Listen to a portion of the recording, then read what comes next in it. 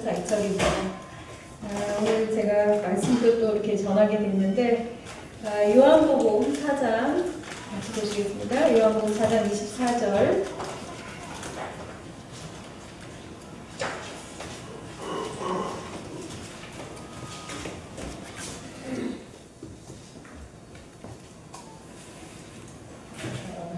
한 절인데 같이 읽겠습니다.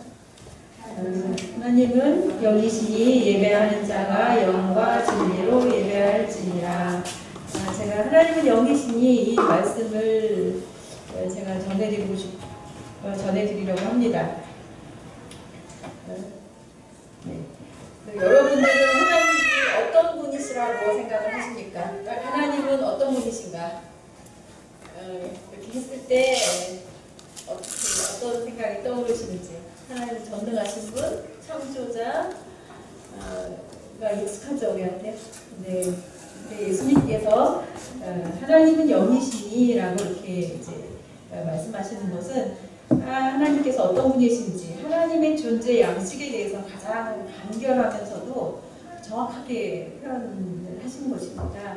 그래서 이 영이라는 것을 보면 그 헬라어로 푸뉴마라고 했어요. 푸뉴마인데 이제 그게 숨이나 바람을 의미하는 단어입니다.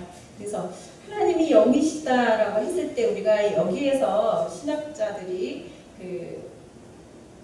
생각하는 세 가지가 있습니다. 하나님 영이시라고 했을 때 이 속에 어떤 세 가지 의미가 있다고 보고 있는데, 첫 번째는 하나님이 영이시다. 이거는 하나님은 물질적인 존재가 아니시기 때문에 형체가 없으시고 눈에 보이지 아니하시는 분이시다라는 것입니다.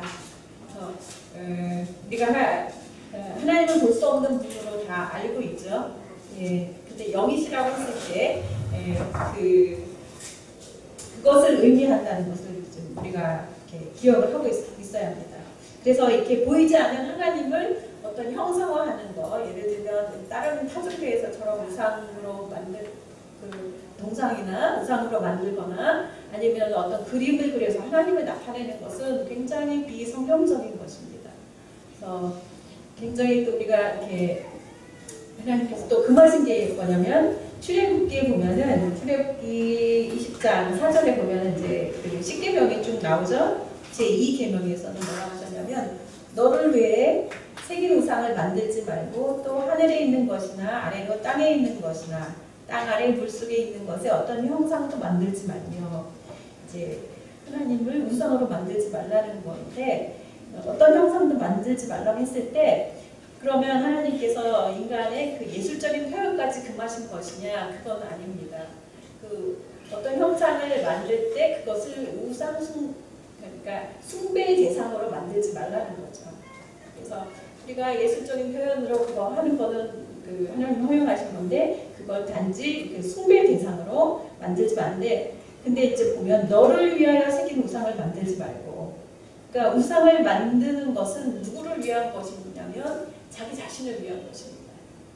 그래서 너를 위하여 새긴 우상을 만들지 말고. 그래서 우리가 보통 우리 기독교는 우상을 안 섬기잖아요. 근데 우리가 생각해 보면 내가 하나님을 믿는 것이 나를 위해서 믿는 것인지 한번 생각을 해봐야 됩니다. 나를 위해서 믿는다면은 이것도 인간 중심, 자기 중심적인 거지 하나님 중심적인 건 아닙니다. 그래서 기독교는 철저하게 하나님 중심적인 신앙입니다.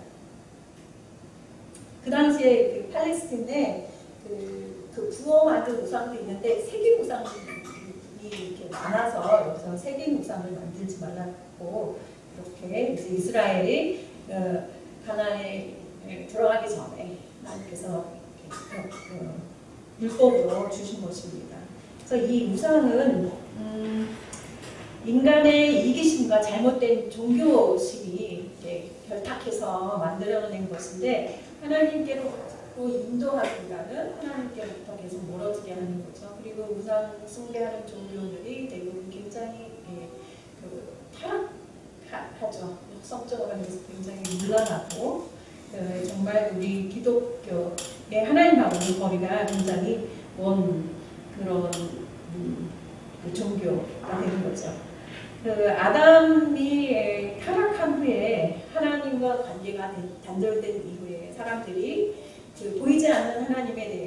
만족하지 못하고 보이는 신을 만들어서 이제 자기들의 복을 구하는 복의 대상으로 삼고 보통 이방 종교들이 다 그렇게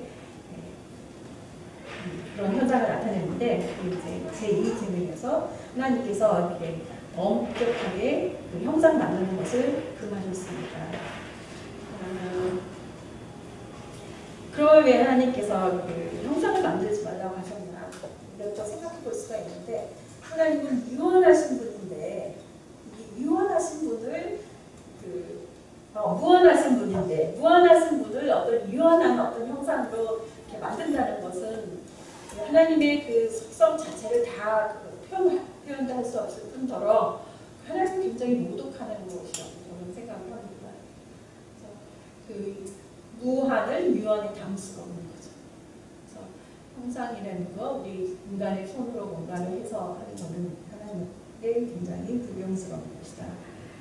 그래서 이제 그 어린이 제가 선교제에서 어린이 사역을 하다 보니까 어린이 시청각 교재를 많이 보게 되는데 이제 아이들에게 이해하기 쉽도록 그 하나님의 뭐 모습을 이렇게 표현을 한 게 있는데 이제 가르칠 때 이런 부분은 상당히 조심해서 가르쳐야 됩니다. 왜냐하면 어릴 때 어떤 그 이미지화되어 있으면 그게 나중에 이렇게 바뀌기가 쉽지 않거든요. 그래서 선교지에서도 그 캄보디아의 그 불교 닭스상도 있고 상도 있고 그림도 있고 굉장히 이렇게 형상화시켜서 이제 그런 신이라고 이제 믿는데 이 사람들, 이 어린애들, 학생들한테 성경을 가르쳤을 때 제가 확인을 해봤어요. 이렇게 그런 문화 속에서 자라면서 그 기독교의 신을 또 하나님을 배우면서 이렇게 신이라는 단어를 같은 단어로 써요. 불교에서 말하는 신이나 기독교에서 말하는 신이나 같은 단어로 쓰기 때문에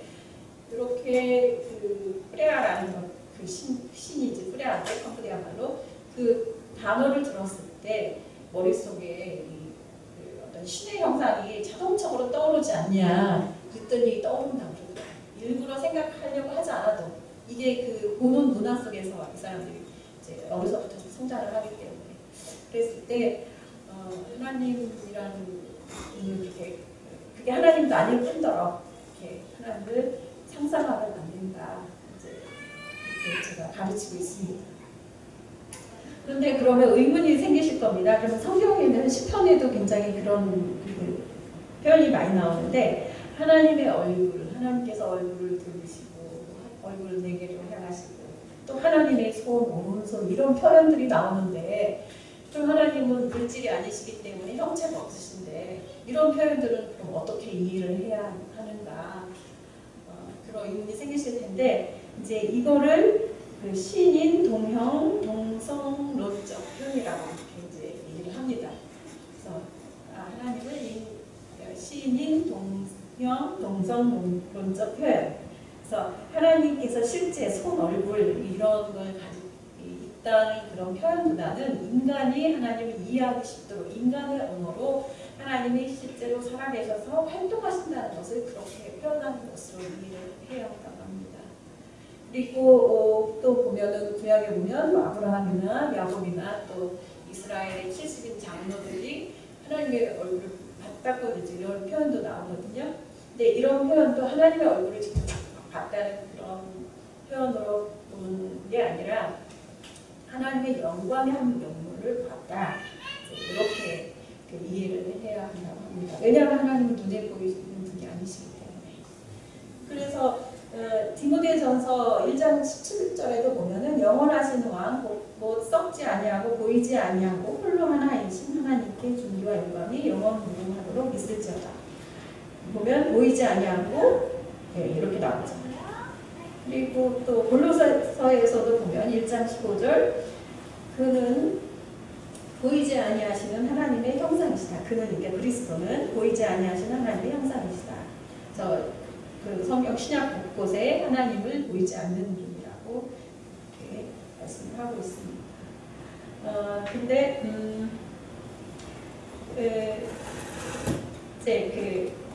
이제 삼위일체 그 하나님 중에 성자이신 예수 그리스도의 인격이 굉장히 독특하다고 이렇게 신학자들이 연구를 하는데 예수님께서 구약에도 계속 나타나게 성육신 하시기 이전에도 구약에도 계속 이렇게 예수님께서 나타나시는데 어떤 때는 그 인간의 모습으로 이제 이렇게 하나님이 나타나셨다는 게 예수님을 의미한다고. 성자가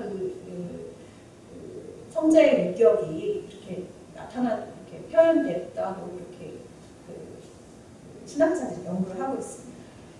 그리고 두 번째로 이제 하나님은 영이시다라고 했을 때 이 의미는 하나님은 살아계신 분이라는 것을 의미합니다.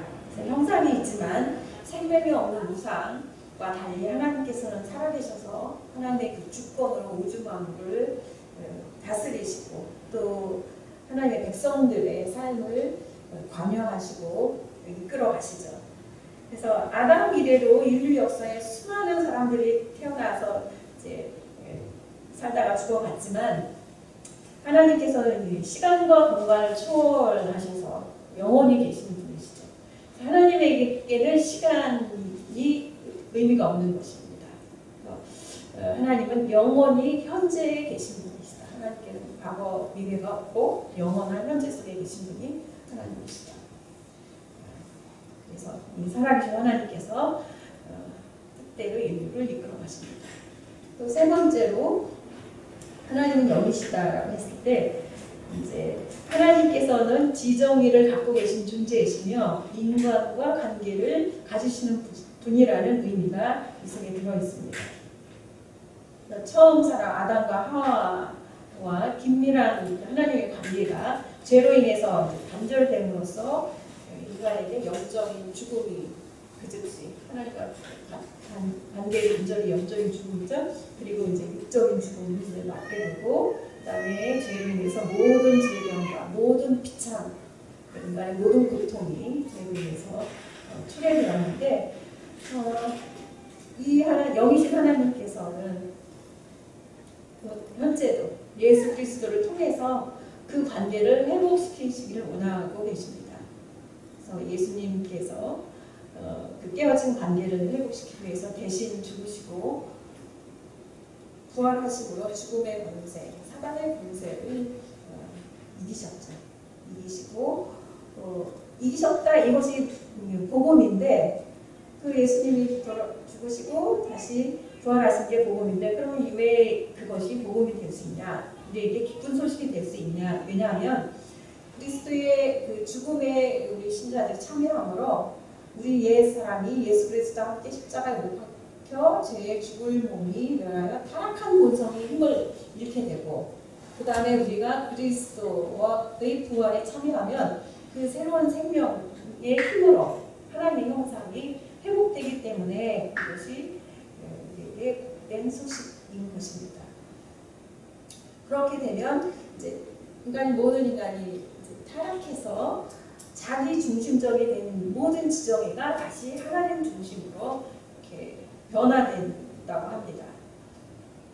그래서 우리가 하나님을 믿고 섬기는 것이 벌 받을까 하는 공포심에서 섬기는 게 아니고 또한 당연히 그렇게 해야 된다는 의무감에서 하나님을 섬기는 게 아니죠. 우리는 하나님과의 사랑의 관계 속에서 우리가 마음을 다하고 뜻을 다하고 성품을 다하여 하나님을 사랑하고 또 그 하나님을 알아가기를 힘쓰며 그 뜻이 이루어지기를 추구하며 하나님의 영광을 위한 삶을 살아가도록 인도함을 받게 됩니다.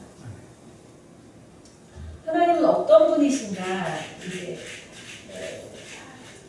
했을 때 이 하나님의 이제 속성을 이제 우리가 계속 알아가야 하는데 그 중에 하나가 가장 기본적인 게 하나님은 영이시다.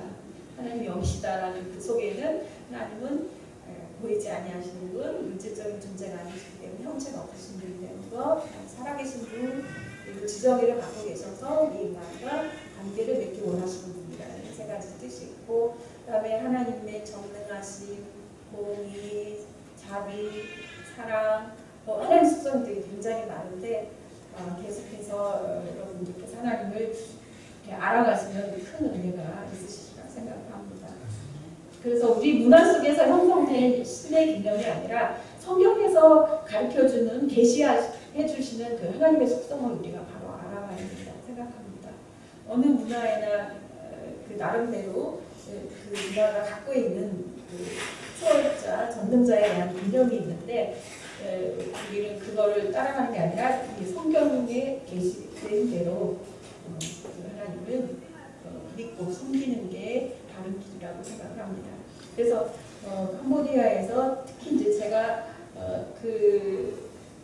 제가 만나는 사람들이 그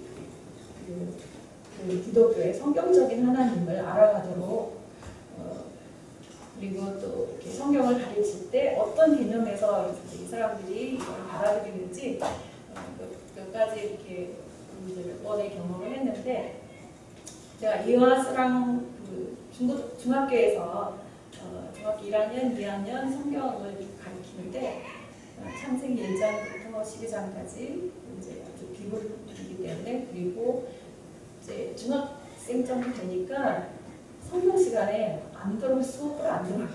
자꾸 자기들끼리 막 얘기하고 다른 거 하고 그래서 어떻게 하면 들을 수 있게 할까 하다가 이제 십계명을 가르치면서 절반은 지난 시간에 배운 거 시험 보면서 그리고 나머지는 또 이렇게 진도 나가서 했는데 그 10계명 제 6계명에 살인하지 말라라는 그거를 제가 충분히 설명을 해줬습니다.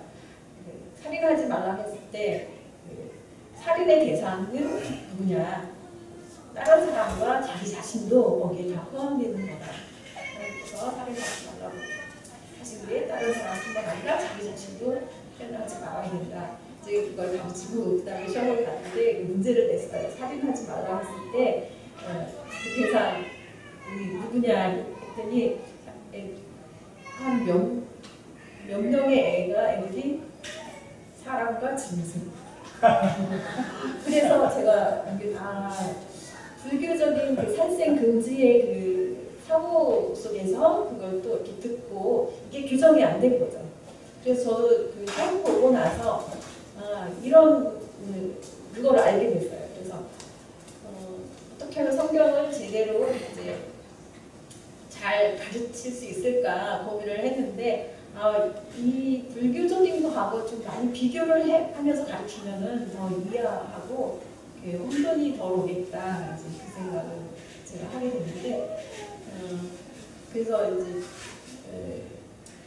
이제 문화를 더 이제 성경을 가르치는 사람들이 우리가 이렇게 성경을 가르친다고 이 사람들은 자기 개념 속에서 받아들이니까 이 사람들이 갖고 있는 기본 개념의 원칙을 잘 알고 그거랑 이렇게 비교해주면 이렇게 확실하게 이해를 하는 것 같습니다. 역시 또 하나님에 대한 개념도 아주 중요한데 불상 형상화시키는 신을 형상화시키는 그 문화 속에서 이렇게 하나님을 제대로 가르치는 게 중요한 것 같습니다. 제가 이제 말씀은 이렇게 전해드리고요. 그다음에 그 성경 보고를 파워포인트를 했는데 그 전에 같이 또 보셨을 것 같아요. 근데 또 한번 보시죠.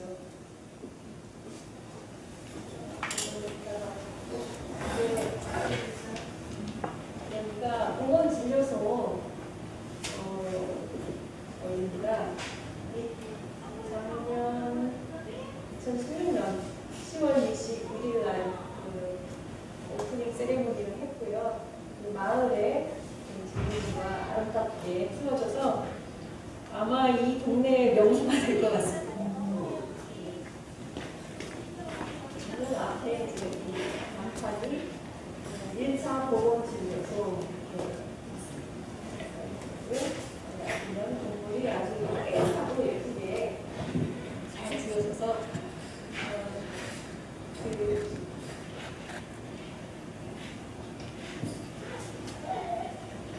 여기 방문하시는 그 마을 주민들이 굉장히 좋아해요. 그리고 특히 이제 건물을 높게 지어서 이렇게 건물 안에 들어가면 시원한데 이제 어린 아이들이 와서 여기서 더 있고 싶어 해요. 집에 안 가려고 집에 안 가려고 그러는데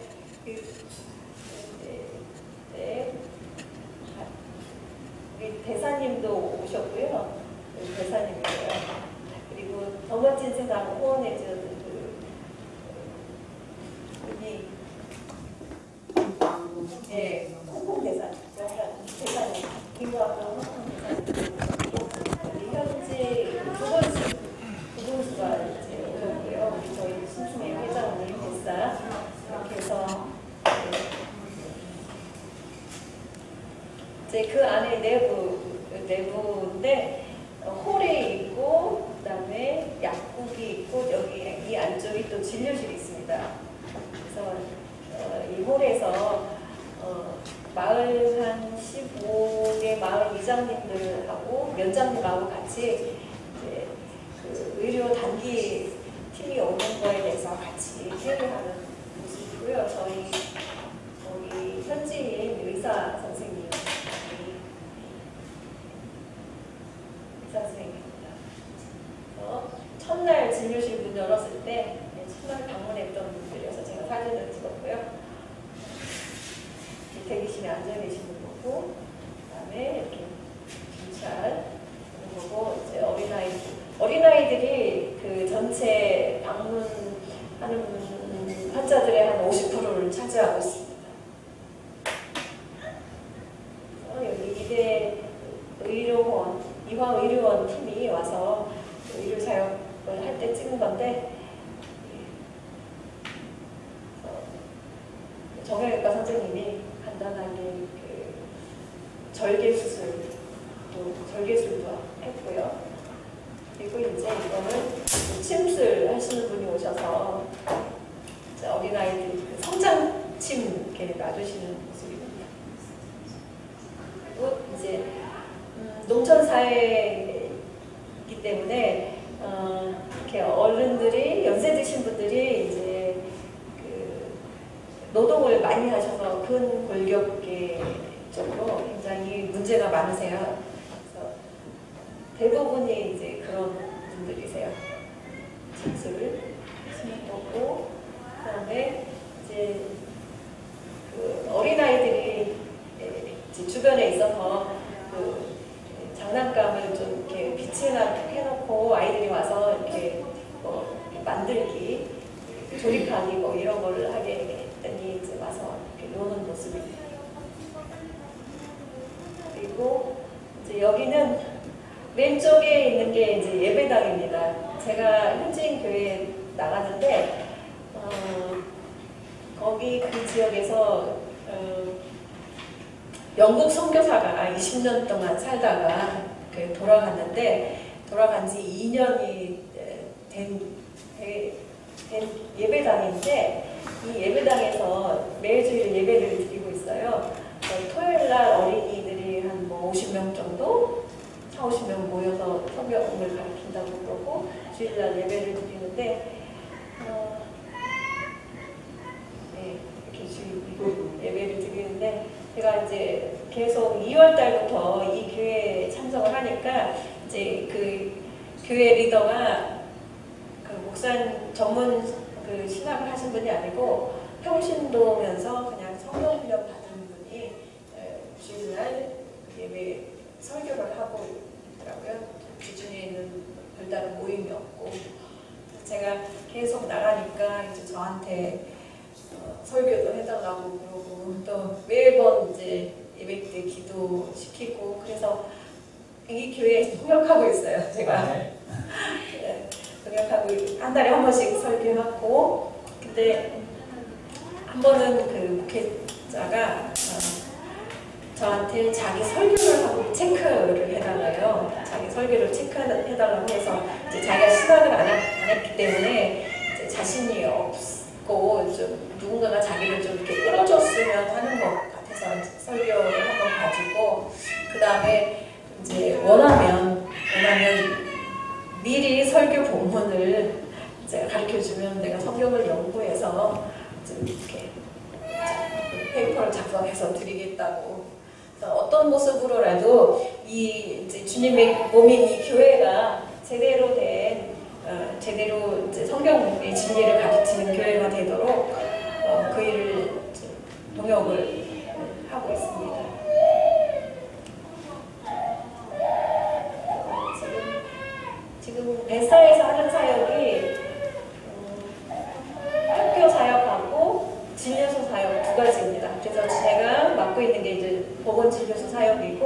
이 보건 진료소 사역은 작년 10월부터 시작된 거죠. 그리고 지금 중고등학교 건물을 이제 건립을 하고 있습니다. 이게 이제 중고등학교 건물인데 지금 중학교 2학년까지 올라갔는데 내년이면 중학교 3학년 이제 고등학교에서 중고등학교 건물이 지금 이제 건립 중이어서 건축을 위한 많은 필요가 있습니다. 이제 제가 학교에서 이제 아이들을 가르쳐 보니까 이제 수업 시간에 가르치는 것도 중요한데 이렇게 소그룹으로 모여서 자꾸 질문하고 대답을 듣고 자꾸 토론하고 이런 식으로 성경을 가르치는 게 더 효과적이지 않을까. 그리고 이제 물론 예배는 이제 계속 책풀 시간에 예배를 드려야 되고 어떻게라도 이제 학생들이 이 말씀을 계속 이렇게 들어야 되는데 이 말씀 배운 거하고 이 삶이 이렇게 동떨어진 게 아니라 이렇게 통합된 말씀을 실천하는 그런 삶이 돼 갈 수 있도록 하려면 이렇게 대중교육으로는 이렇게 수업에서 이렇게 수업식으로 이렇게 가르치는 거는 좀 한계가 있지 않나. 그래서 이렇게 자꾸 질문하고 어떻게 생각하는지 잘못된 생각들은 이렇게 교정을 계속 해줘야 되지 않나. 제가 2년 동안 성경 수업을 하면서 생각을 하게 되었습니다. 이 학교 학생들은 굉장히 좋은 조건에서 그리고 또 많은 혜택을 받으면서 자기들이 학교에 다니고 있다는 것을 알고 있어요. 그리고 이게 하나님께서 자기들이 그걸 부어주신 은혜라는 것을 알고 이제 열심히 공부할 뿐만 아니라 무엇보다도 가장 중요한 게 어디서부터 하나님을 알아가는 학생들이 될 수 있도록 하는 게 기독교 학교 선교의 가장 중요한 점이라고 생각합니다. 네, 이상입니다.